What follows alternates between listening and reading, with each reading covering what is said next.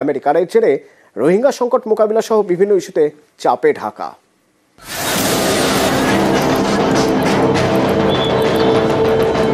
কয়েক মাস ধরে অস্থির বাংলাদেশ, অর্থনীতি ধুঁকছে, মূল্যবৃদ্ধি বেড়েছে। এরই মাঝে ইউনিস সরকার জোর ধাক্কা খেল, সৌজন্যে ট্রাম্প সরকার। বাংলাদেশের জন্য সব রকমের আর্থিক অনুদান বন্ধ আমেরিকার।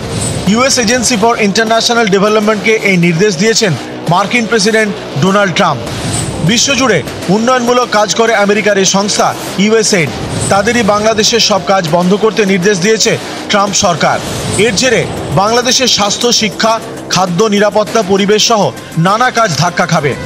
2021 থেকে 2024 সাল, এর মধ্যে বাংলাদেশকে $190 কোটি অনুদান দিয়েছে আমেরিকা। এর একটা অংশ রোহিঙ্গা সংকট মোকাবেলায় খরচ করে ঢাকা।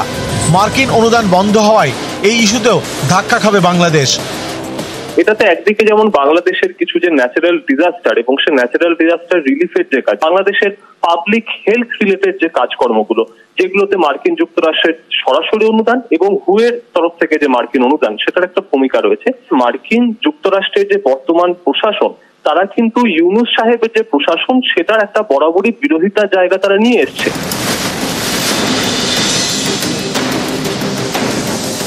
সংখ্যালঘুদের নিশানা করা থামছে না। বাংলাদেশে এবার কট্টরপন্থীদের নিশানায় কিশোরগঞ্জের মন্দির। অভিযোগ, শুক্রবার রাতে সরাচরের মনসা মন্দিরে হামলা চালায় দুষ্কৃতীরা। মন্দিরে আগুন লাগিয়ে দেওয়া হয়। স্থানীয়দের দাবি, এই মন্দির 150 বছরের পুরনো। সেই মন্দিরে আগুন লাগিয়ে দিয়েছে কট্টরপন্থীরা।